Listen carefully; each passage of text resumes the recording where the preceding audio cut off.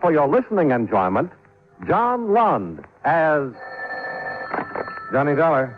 Dave Brace, Johnny. Plymouth Mutual. Oh, hiya, Dave. Johnny, sapphires are bad luck. Yeah, so are black cats.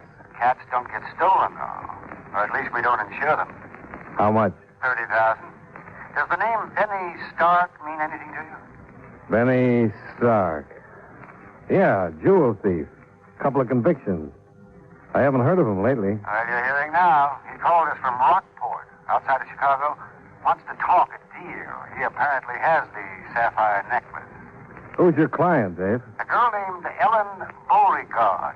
Big wheel in Rockport society. I've already made your plane and hotel reservations and gave Benny your name.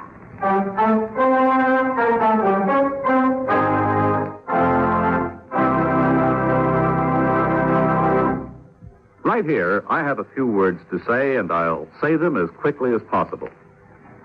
You know, someone once said that everyone and everything in America depends on speed, and that as our country grows older, we all move faster.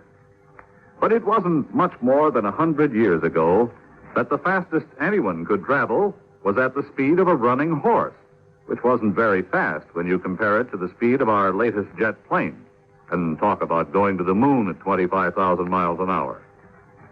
And during that same 100 years or so, we've grown from the first crude telegraph to the perfection of color television. Yes, this increased speed in transportation, communication, and everything else has changed almost everything in our country, including the Cabinet of the United States.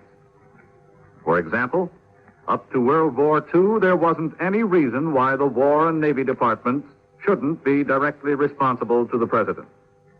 But then, there was a growing need for the speeding up of military action and decision, calling for unified commands and a more closely knit integration of military activities. Thus, our Department of Defense was born, creating a new cabinet post to coordinate and execute the overall general policies relating to the armed forces. And the secretary heading this new Department of Defense became the representative to the President for the newly designated secretaries of the Army, Navy, and more recently, the Air Force. In the future, our fast-moving world may add even more members to the President's cabinet to ensure the safety and well-being of our United States.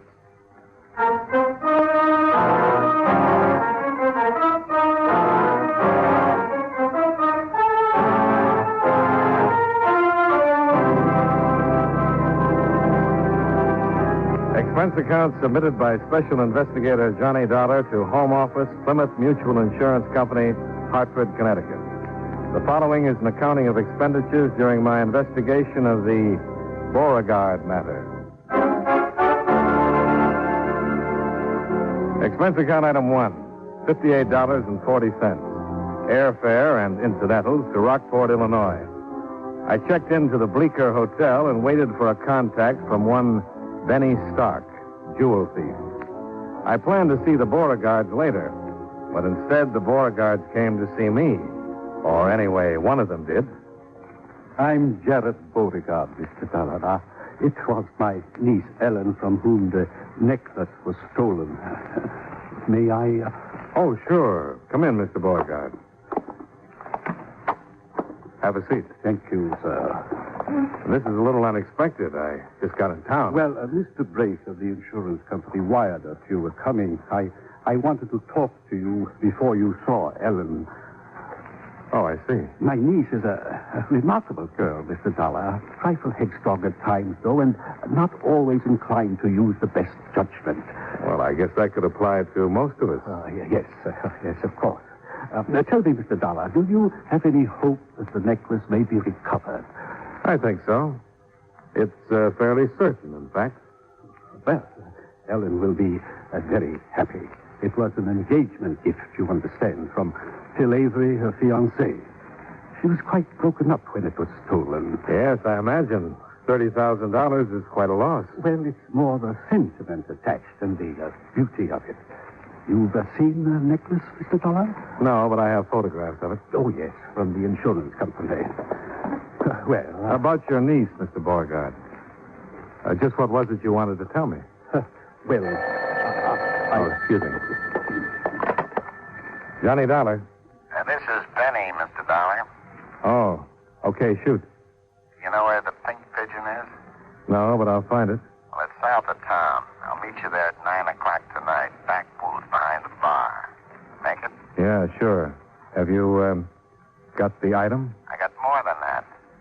I got information that'll blow the lid off. I've been double-crossed, Dollar, and I'm going to get even. What do you mean, double-cross? Uh-huh. First, we make a deal. See you tonight. I've got to run along, Mr. Dollar. I didn't really have anything in particular, just that, well, Ellen is too impulsive sometimes, but she never means any harm by it. I'm sure you understand.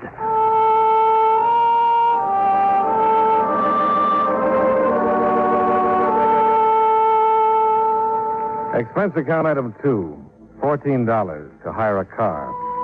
Benny was on ice until 9 o'clock, so I decided to call on Ellen Beauregard, the girl who was too headstrong and impulsive, but didn't mean any harm by it. Uncle Gerald was wrong, though. I didn't understand. I left the car near the Beauregard coach house and walked down the terrace toward the entrance. Ahead of me, in a glassed-in sunroom, a man and a girl were so busy with each other that they didn't even notice me. A highly romantic scene. The mistress of the house, probably. The only trouble, though, she was wearing a maid's uniform. She was still a little flushed when she answered the door. Good afternoon, sir. I'd like to see Miss Ellen Beauregard. My name is Johnny Dollar. Dollar? You're the investigator on the robbery. Dave must have wired everybody in town. I'm sorry, sir. Won't you come in? Thanks. If you'll wait there, please, I'll tell Miss Beauregard you're here. Yeah, right. Bye, Ellen. See you later. Oh, hello. You must be the insurance fellow? You, too. Ellen said you were due in town today. I'm Phil Avery, Mr. Dollar. How do you do? Ellen and I are engaged. I gave her that necklace that was stolen. Yes, I know. I certainly hope you can get it back. The insurance won't cover the sentimental value. Sentimental value? Yes.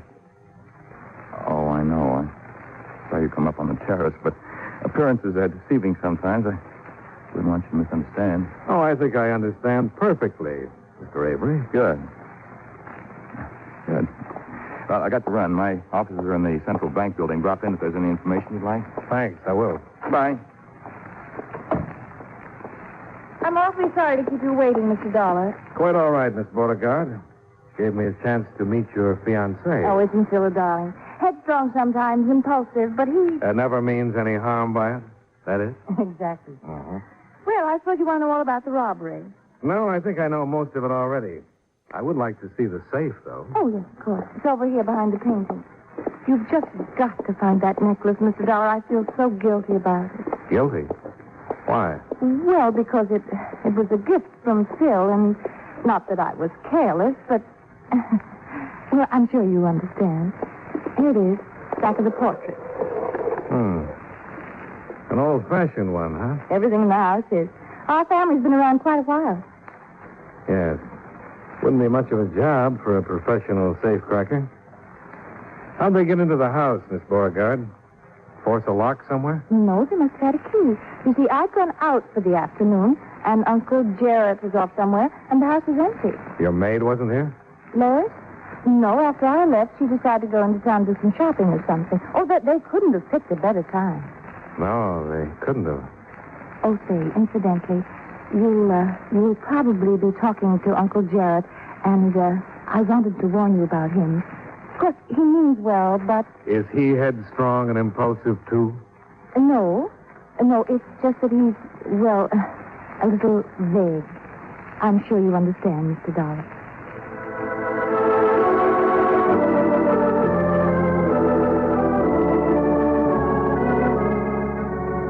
It was nearly dark when I left, filled with understanding and with a lot of questions about the Beauregard establishment that still needed answering.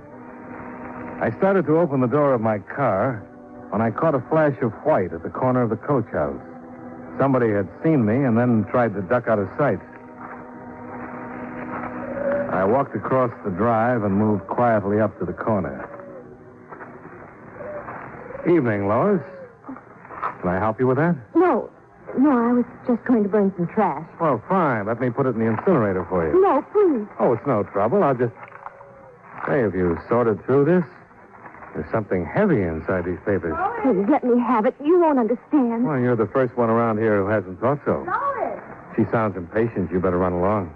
I'll take care of this for you. No, please, you... Oh. I knew what it was already. And in a moment, I had it unwrapped. A .32 caliber revolver. And one chamber had been fired recently. Mr. Dollar? I slipped the gun in my pocket and shoved the papers into the incinerator. Mr. Dollar? Right here, Miss Beauregard. Oh, I saw your car was still in the driveway, and I... Just checking the layout of the grounds. I'm leaving now. Lois just came in from somewhere in this direction. Oh? Was she talking to you by any chance? Oh, we passed the time of day. Well, don't believe anything she tells you. Any definite reason why not? Oh, I've caught her in all sorts of lies. I didn't want to say anything inside. She might have been listening. How long has she been with you? 4 months. She goes out in the afternoon sometimes, and I know she lies about where she's been. Do you think she had something to do with the robbery? I don't know. I'm only suggesting that you check very carefully on anything she might tell you. Well, if she's like you say, why have you kept her? Well, I've been planning to let her go, but... Well, objections were raised. Who raised the objection? Uncle Gerald.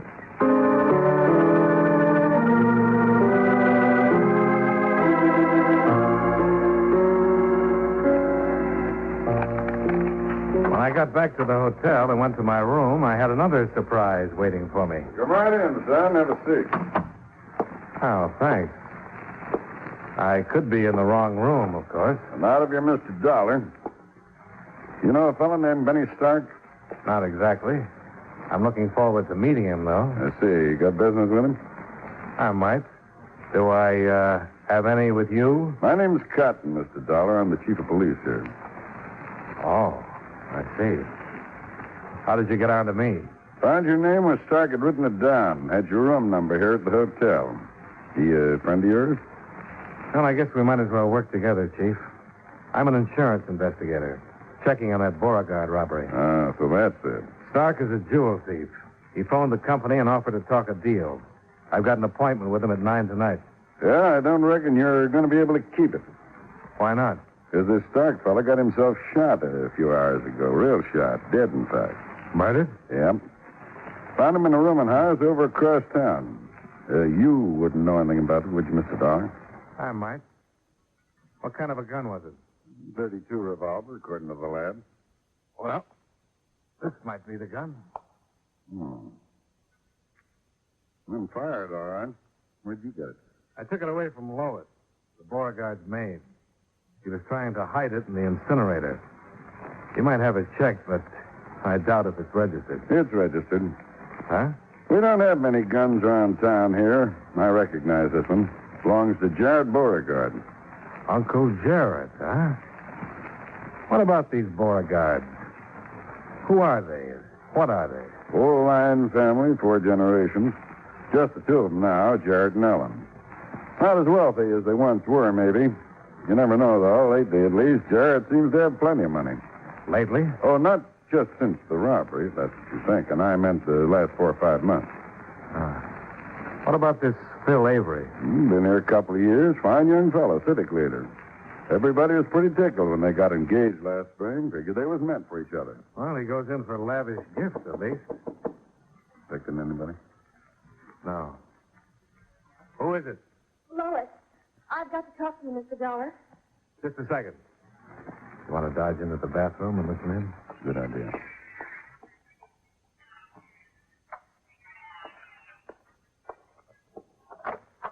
Come in, Lois. Thank you. I've got to have it back, Mr. Dollar. What? The gun.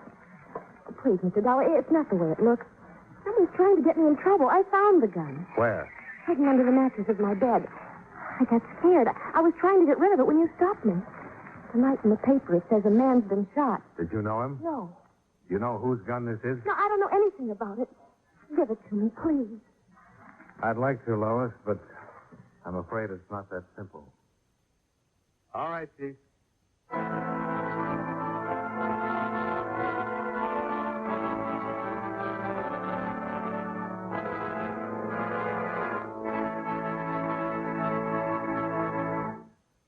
You know, many great men have attained the highest office in our land, the presidency of the United States.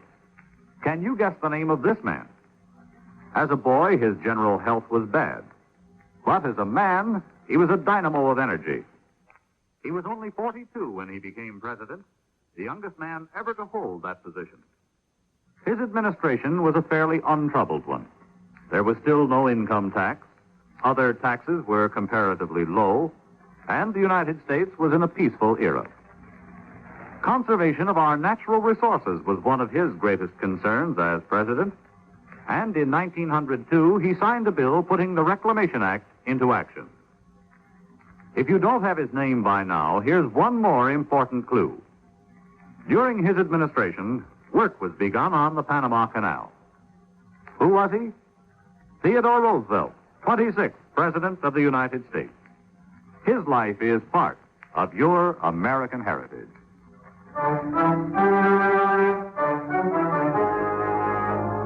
And now, with our star, John Lund, we bring you the second act of Yours Truly, Johnny Dollar.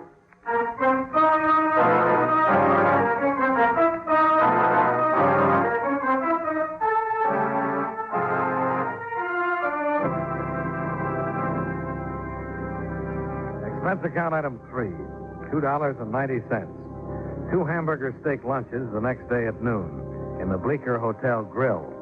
Apparently a favorite daytime eating place for the president of the Central City Bank. Do you mind passing me that Tabasco sauce, Mr. Dollar? Oh, here you are.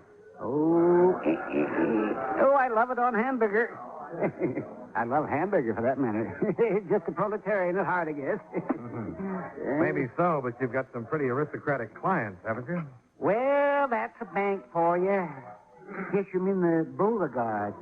Well, here, try some of the sauce. Thanks. Nice.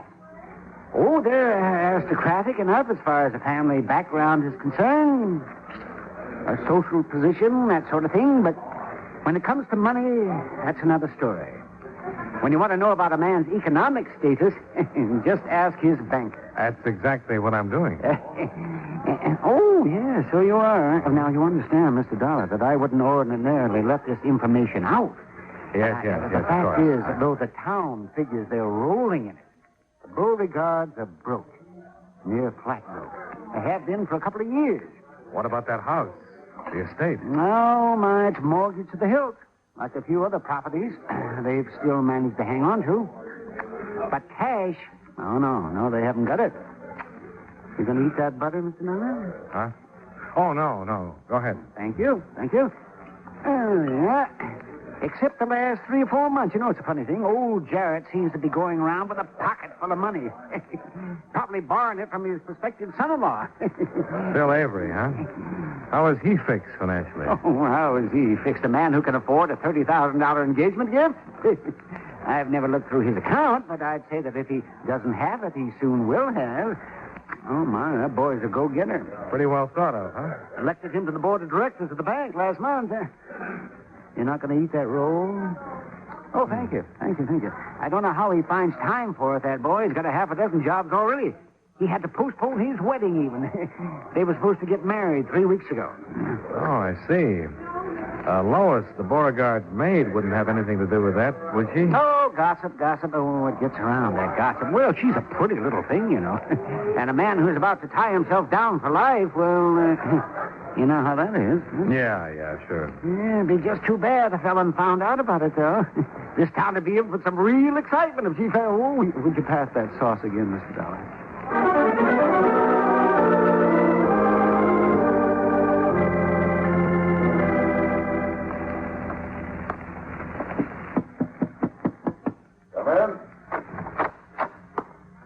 Afternoon, Chief. I have a couple... Oh, I'm sorry. I didn't know you were busy. Oh, that's all right. Come on in. You know Mr. Avery, I believe. Yes, we've met. How are you, Mr. Dollar? Glad you came. This concerns you, too. Well, Mr. Avery figures we're doing this girl Lois an injustice. She's not involved in any of this, Mr. Dollar, either the theft or the murder. She's not the kind. I know her. Oh, well, Mr. Avery. Well enough to know that she's a pretty fine person. The only trouble is, Mr. Avery, I've got a pretty strong case against the girl. She was trying to dispose of the murder gun. If she'd know the time, the house would be empty to set up the robbery. She could have given Benny Stark a key to get in. One thing, though, Chief Cotton. We haven't found the necklace. Unless she can be tied up with that, the case won't stand. We're still looking. What about her room at the Beauregards? Or places around the house that she might have access to? First thing in the morning, we're going to take it to pieces, Mr. Dollar. You won't find a thing. Wait and see. I'm afraid that's what we'll have to do, Mr. Avery. Wait and see. Well, you go on back and talk to her if you want. I told Ed you could have 15 minutes. Thanks, Chief Cotton. I'll see you, Mr. Dollar. Right. Now, what's on your mind, Mr. Dollar? Jewelers. This is a photo of that necklace. Do you know any jeweler here in town who could make a duplicate, imitation? No. Have to go to Chicago for that. Well, that's what I want to know. Whether somebody did go into Chicago 4 or 5 months ago. Well, I could get Jim over here from Hawkley's jewelry store. He could give him a technical description over the phone. Chicago police work pretty fast. Might have some information back by this evening. Good. I'll wait to hear from you.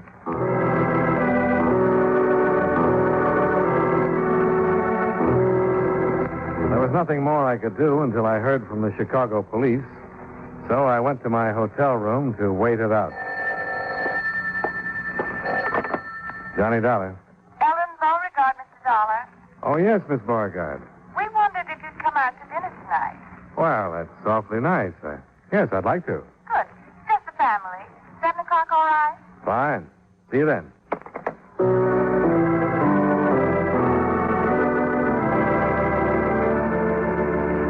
Expense account item 4, $14. Car rental for an additional 24 hours to attend dinner party at home of client. I arrived at 6:45, parked by the coach house, and then at 7 o'clock, I joined Phil Avery in the billiard room.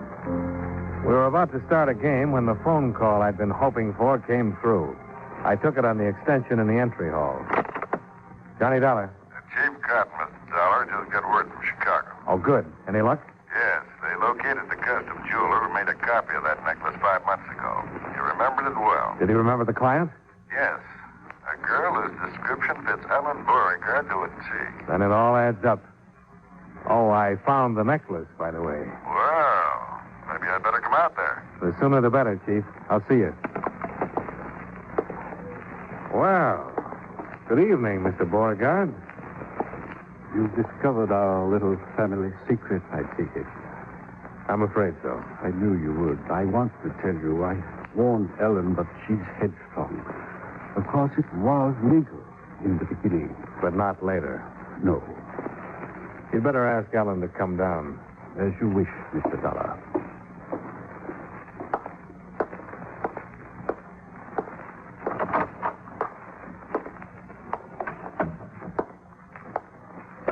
Well, shall we start the game, Mr. Avery? Right. Go ahead and break them. Let's make it straight pool, huh? Okay.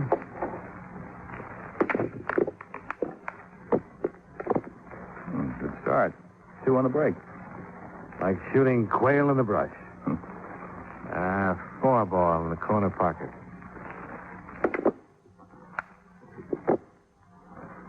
By the way, Mr. Avery, you were right about Lois. She isn't guilty. She was being framed. I told you so. She's not involved in any of this except as an innocent bystander. Even though I found the necklace a little while ago hidden in her room. You found it? Oh, good. The Beauregards, though, are not quite so innocent. Hmm? The 7 ball in the side pocket. What do you mean? The Beauregards needed money. They were still keeping up a front, but they were broke. And when you started getting interested in Ellen, they figured you were their answer. You make her sound pretty cold-blooded. Oh, I don't think there was much love lost on either side. You were playing the same game. Now, wait a minute. It was a natural the way you saw it. Ellen, the last of an old line family, prominent, wealthy. Why, she was the key to open any door in town. So you gambled your stake on a $30,000 gift to show her that you weren't a fortune hunter. Mr. Dollar, I don't like this. 12 ball in the far corner.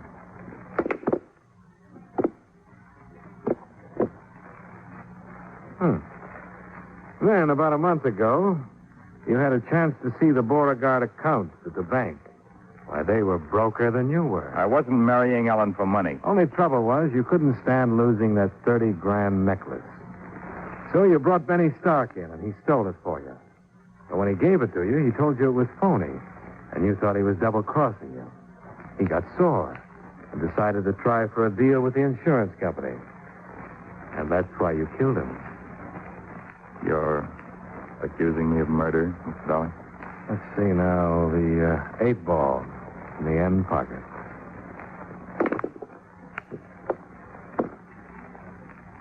Well, who else, Mr. Avery? Lois wasn't involved, except that you tried to frame her.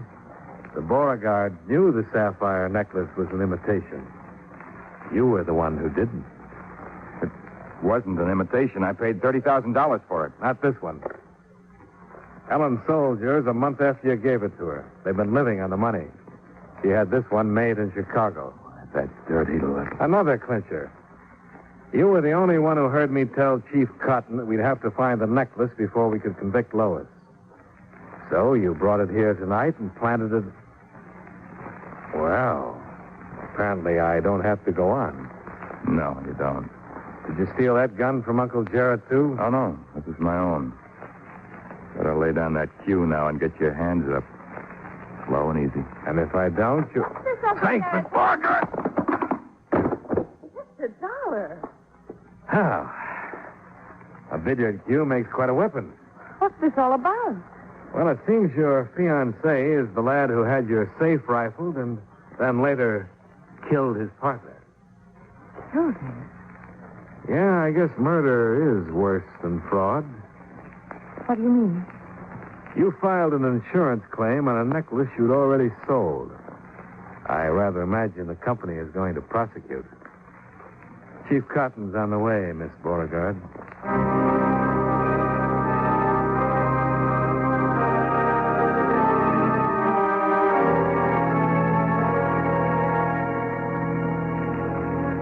Expense account item 5, $114.10. Hotel, incidentals, and transportation back to Hartford. Expense account total, $203.40. Yours truly, Johnny Dollar.